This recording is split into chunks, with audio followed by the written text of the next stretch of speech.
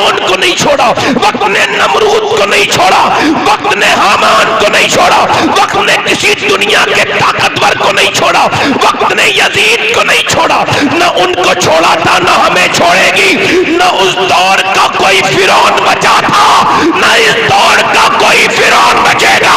सबको वक्त उसका आईना दिखाता चला जाएगा। ओ फिलिस्तीन के ऊपर रोने वालों, ओ फिलिस्तीन की तकलीफों की बातें करने वालों, तुम फिलिस्तीनों को क्या समझते हो?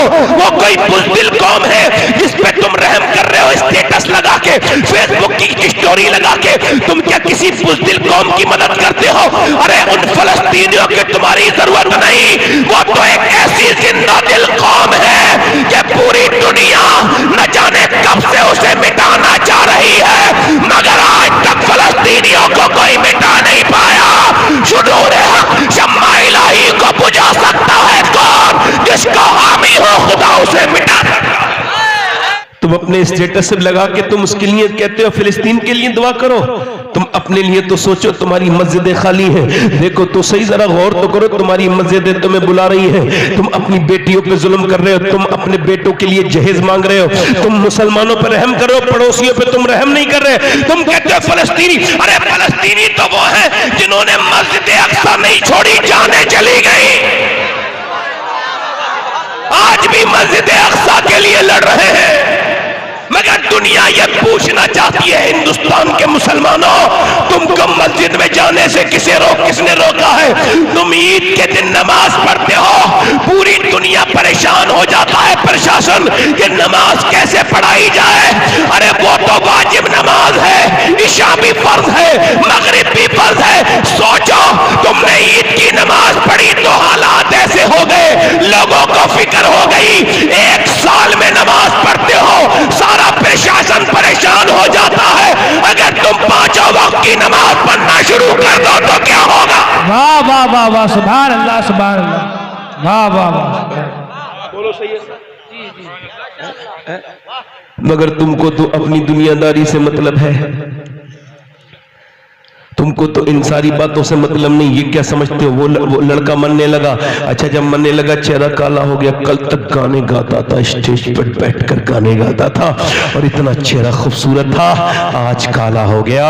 वक्त ने बड़े बड़े नौजवानों की मिट्टी पलीत कर दी, वक्त ने किसी को नहीं छोड़ा। कितने कैंसर के मरीज अस्पतालों में तड़प रहे, मगर हमें अपनी दुनियादारी से मतलब है। कितनों के गुर्दे खराब हो गए, कितने मरीज ऐसे जो कोमा में हैं, कितने हैं जो तकलीफों में है, मगर हमको कोई मतलब नहीं। हम ये समझते हैं हमारी दुनिया ही दुनिया। मेरे दोस्त एक दिन याद रखना, जब अस्पताल में तू चला जाएगा कोई ऑप्शन नहीं रहेगा। आज वक्त है, इस वक्त है, आज तौबा कर ले, आज ले उनकी पनाह, आज मदद मांग उनसे, फिर न मानेंगे कयामत के दिन। कयामत में अगर मान गया, याद रख अल्लाह ने तुझको फेसबुक चलाने के लिए नौजवान पैदा नहीं किया। ये जो तू बैठ करके चौराहे पे फेसबुक चलाता है, ये जो रात रात भर टेलीफोन पे तुम गैर औरतों से बातें करता है, लड़कियों से, दूसरों की बहनों से बात करता है, तेरी बहनों से कोई और बात करता है, बेशर्म हो गया, बेगैरत हो गया, तेरी शर्म मरी गई। तेरे घर में बहनें हैं, तू दूसरों की बहनों से बात करता है और तेरी बहनों के पास पे टेलीफोन पकड़े जा रहे हैं। क्यों? क्योंकि तूने भी तो किसी की इज्जत पे डाका डाला।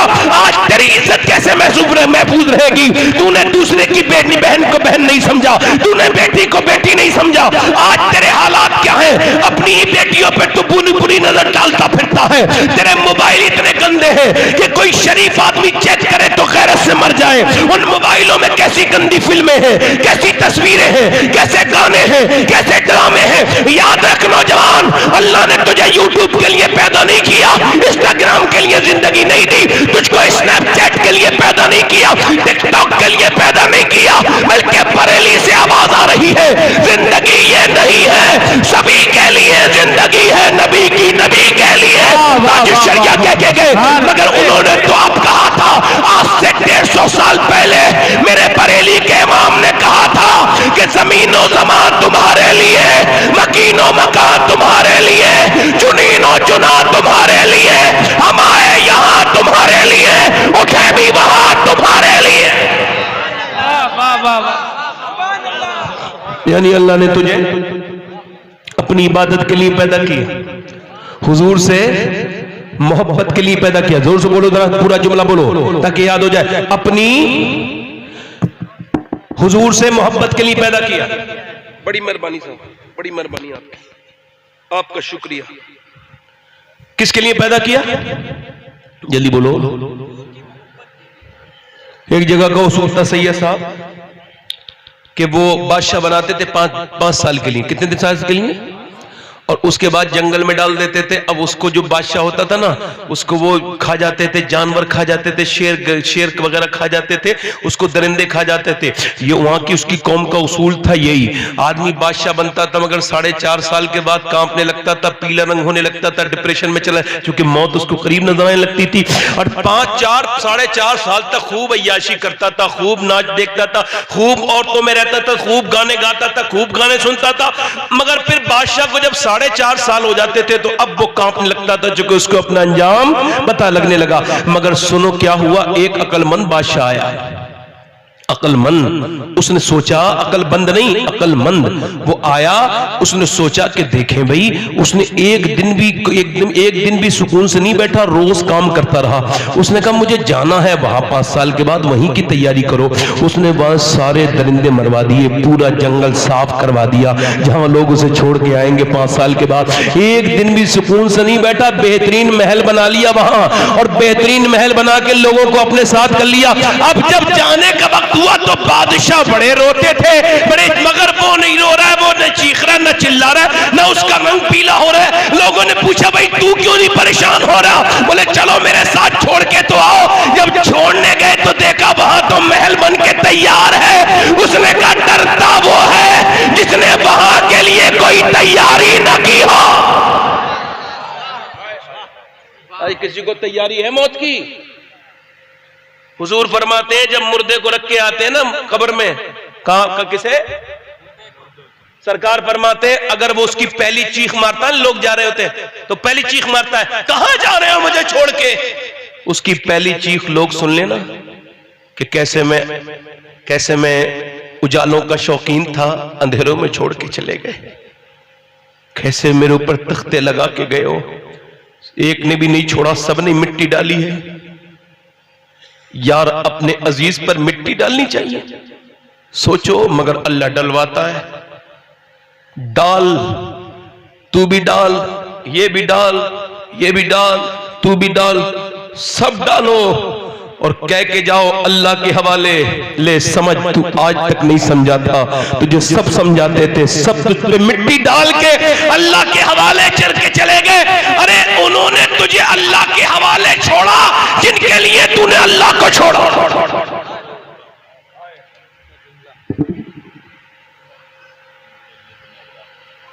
तूने जिनके लिए अल्लाह को छोड़ा, उन्होंने तुझे अल्लाह पे छोड़ दिया, उन्होंने तेरा साथ न दिया। मेरे दोस्त, अल्लाह ने तुझको क्यों पैदा किया बता? मैं तुझसे पूछता हूं, बता क्यों पैदा किया? मैं अपनी बहनों से भी पूछता हूं, अपनी बेटियों से भी पूछता हूं, अपने घर की औरतों से भी पूछता हूं, उनसे भी पूछता हूं, आपसे भी पूछता हूं। ये गौसुल आजम की महफिल में आने वालों, मैं आपसे पूछता हूं, एक आदमी ने गौसुल आजम से कहा मेरे घर में बरकत नहीं है, तो इरशाद गौसुल आजम ने इरशाद फरमाया अपने घर में पर्दा डाल ले। क्या कर ले? बोलिए क्या कर ले? ये नहीं कहा तावीज लटका ले, कहा पर्दा डाल ले, पर्दा। आजकल के मियां, अरे मैं देखूंगा तेरा हिसाब। अबे तुझसे तो अपना हिसाब नहीं देख रहा, इसका क्या हिसाब देखेगा तू हिसाब देखता तो ये झूठ नहीं बोलता, ये लोगों को गुमराह नहीं करता तू, ये झूठे ताबीजों में तूने लगा दिया। मैं ताबीजों की बरकत का मुमकिन नहीं, मगर जो नमाज ना पढ़ता उसे ताबीज क्या काम आएगा? जरा जल्दी बोलो, जोर से बोलो। मियां कह रहे साहब मैं तेरा हिसाब देखूंगा। अरे तू क्या हिसाब देखेगा? मेरे शेख ने पूरी दुनिया के सारे पीरों को बताया, हिसाब देखना है तो ऐसे देखो जैसे अब्दुल कादिर ने देखा। फरमाया अपने घर में पर्दा डलवा दे। पर्दा डलवा दिया, 1 महीने में हालात संभल गए, मालदार हो गया। पूछा हुजूर क्या मसला था? पर्दा डालते ही बरकत शुरू। फरमाया जब बेनमाजी निकलते थे तो तेरे घर में उनकी नजर जाती थी, उन बेनमाजी की नजरों की नहूसत से तेरे घर में बरकत नहीं थी, तूने पर्दा डाल दिया, बरकत घर में आ गई। जिसका पूरा घर नमाज ना पढ़ता हो, इधर देखो, इधर देखो, तकरीर करूं या खत्म कर दूं? बोलो, दिल लग रहा नहीं लग रहा है? हाथ उठा के बताओ कितने लोगों का दिल लग रहा है? दिल लगा के बोलो सुभान अल्लाह। अच्छा बोलो सरोज मेरी तरफ देखो, गौसुल आजम फरमाते हैं जो नमाज न पढ़े उसे मुसलमानों के कब्रिस्तान में दफन मत करो।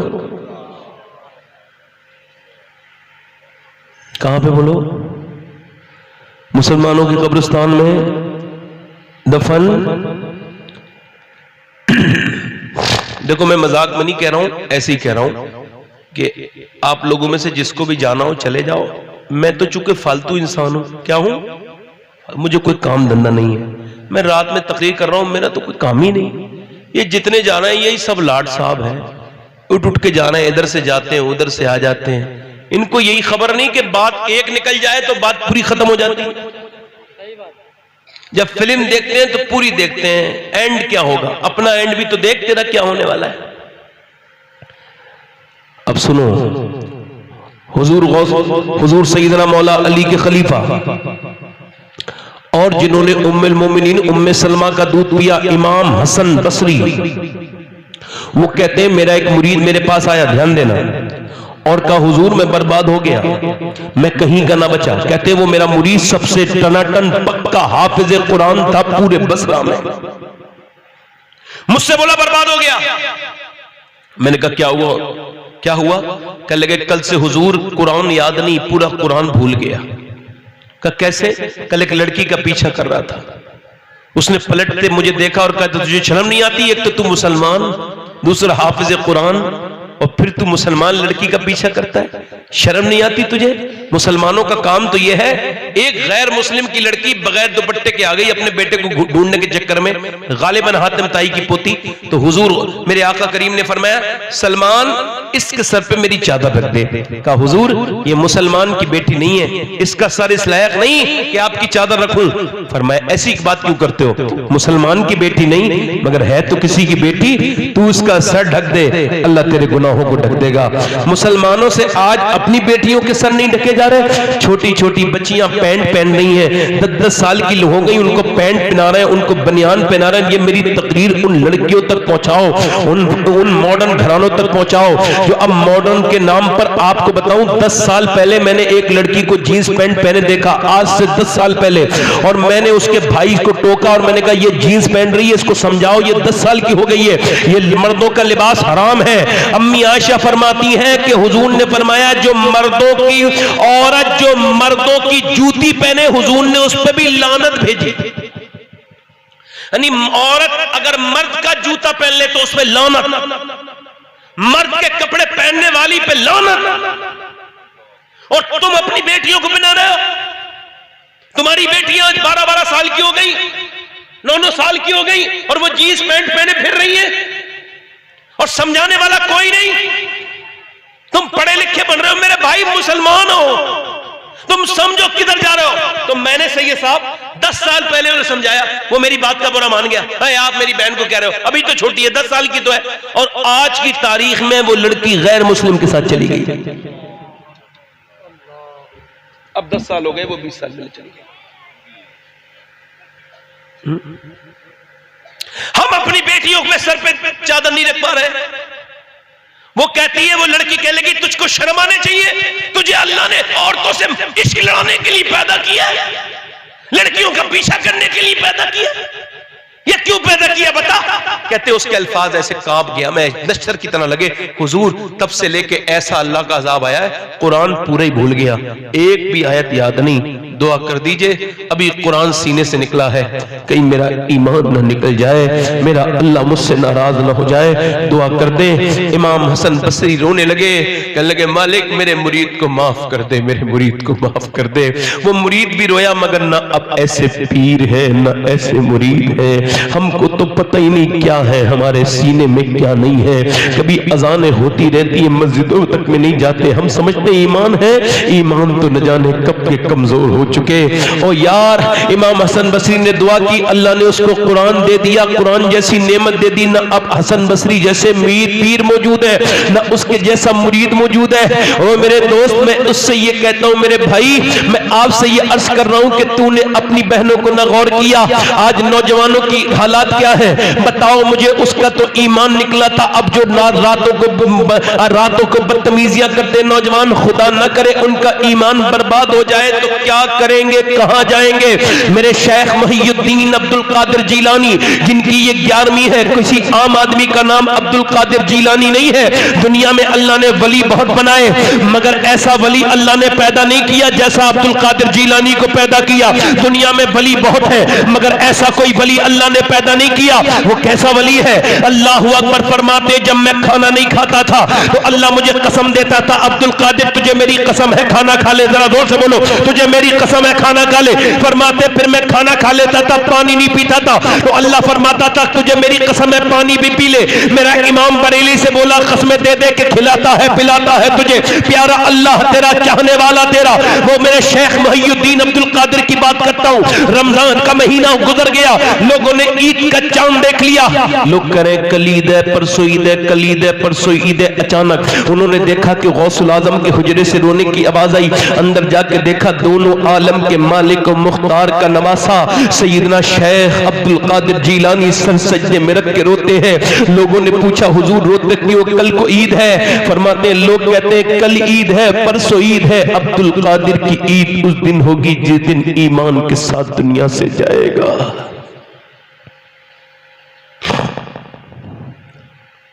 आज मैं पूछता हूं आप लोगों से, लड़की भाग गई, क्या कहते हैं लोग, लड़की फला की भाग गई, इसकी भाग गई, फला मुसलमान लड़की उस जिले से चली गई, इस जिले से चली गई। वैसे तो जिसके अंदर ईमान हो जाए वो तो कभी जाता ही, इनके दिलों में ईमानी नहीं था। असल में बेगैरत माँ की बेगैरत औरत थी, बेशरम बाप की बेशरम लड़की थी, है बेगैरत माँ की बेगैरत बेटी, बेगैरत बाप की। अच्छा देखो इधर, मेरी तवज्जो करना, मिंदी बहनें बैठी हैं, इन्हें समझाने के लिए कह रहा हूं। आपको पता है ये बच्चे जो पागल पैदा होते हैं माँ के पेट से, देखे होंगे ना, दिमाग बिल्कुल नहीं होता, जिनके बिल्कुल लुजगुन होते हैं, बिल्कुल अपाहिज, ये इन बच्चों पे रिसर्च हुआ, हार्वर्ड यूनिवर्सिटी ने रिसर्च किया। आखिर ये बच्चे ऐसे क्यों हो जाते हैं, नॉर्मल क्यों नहीं रहते, पागल क्यों पैदा होते हैं? उन्होंने 80% बच्चों पे रिसर्च हुआ तो उन्होंने बताया ये वो बच्चे थे जब माँ के पेट में थे तो इनके बाप ने इनकी माँ को मारा। वो जाहिल ये समझ रहा था मैं बीबी को मार रहा हूं, मगर वो अपने बच्चे पे जुल्म कर बैठा। और वो जब पैदा हुआ तो पागल, अब उसे चाहे लखनऊ दिखा, दिल्ली दिखा, बंबई दिखा, अपने किए का तो कोई इलाज नहीं। तूने हालत हमल में अपनी बीबी को मारा, पेट के बच्चे पे असर हो गया।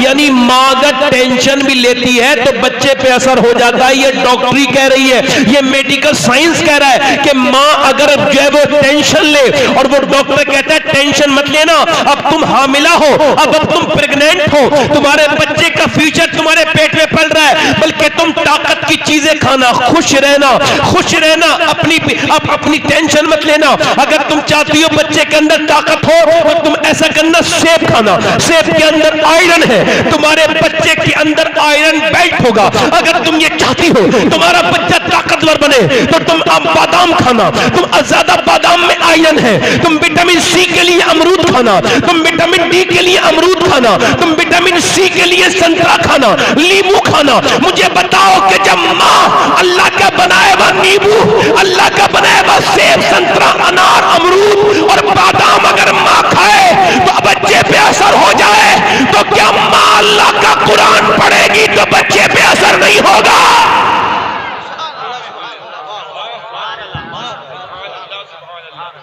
और होगा क्या नहीं होगा? मेरा तो दिल लग रहा है, आपका लग रहा है तकरीर सुनने में? होगा कि नहीं होगा? अब माँ जैसे पढ़ेगी, आलात फरमाते हैं। अच्छा देखो, एक बच्चा पैदा हुआ, ये कितनी अच्छा वाकया है। ये बच्चा पैदा हुआ, ये पानीपत में पैदा होती रोने लगा। 1 दिन रोया, 2 दिन रोया, 3 दिन रोया, 4 दिन रोया, 5 दिन रोया, 6 दिन रोया, 7 दिन रोया। 1 doctor, 2 doctor, 3 doctor, 4 doctor, 5 doctor, 6 doctor, 7 doctor, 8 doctor, 9 doctor, ठीक ही नहीं हुआ। 1 महीने के बाद जाकर के हजरत बाबा फखरुद्दीन बाउद्दीन जकरिया मुल्तानी के दामाद गुजरे, उन्होंने कहा ये बच्चा जो रो रहा है ये अल्लाह का वली है। साथ वालों ने कहा हुजूर मेरी तरफ देखो, ध्यान से सुनो, ये अल्लाह का। लोगों ने कहा कैसे कर, चलो दिखाऊं। घर पहुंचे, कहने लगे कोई है घर में? तो बाप निकल गया जी। तो ये आपका बच्चा है? कहां? ये अल्लाह का वली है। का दिमाग ठीक है? 1 महीने से ना सोया ना सोने दिया, रात दिन रो रहा है और आप वली कह रहे हो? का मेरे पास लाओ। लेके आए, कान में कुछ पढ़ दिया, एक कान में कुछ पढ़ा, दूसरे में कुछ पढ़ा, बच्चा खामोश। का साहब क्या पढ़ दिया आपने बच्चे के कान में?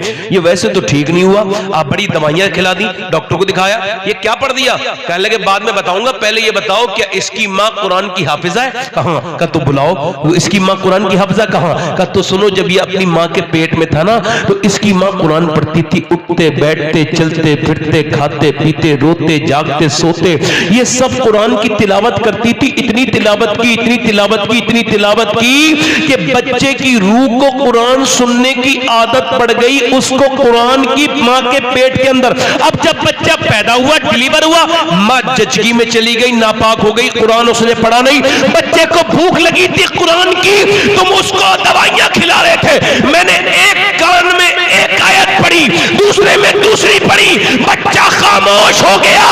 उसी बच्चे का नाम शरफुद्दीन बू अली शाह कलंदर पानीपती है। बू अली शाह कलंदर, जल्दी बोलो, बू अली शाह कलंदर। कल रोना चाहिए था, वहां से लोग हंस रहे, जहां से खौफ मिलना चाहिए था कि कुरान में अल्लाह ने आलिम को कहा ही उसे आलिम जो डरता है। इन्नमा यख्शल्लाह मिन इबादिहिल उलमा, आलिम वो है जो अल्लाह से डरे, और वही आलिम है जो अल्लाह से डरता है। पढ़े लिखे तो बहुत हैं, पढ़ा लिखा तो अशरफ अली थानवी है, उसे हम आलिम नहीं मानते, हम उस इमाम अहमद रजा को आलिम मानते हैं जो अल्लाह से डरता है।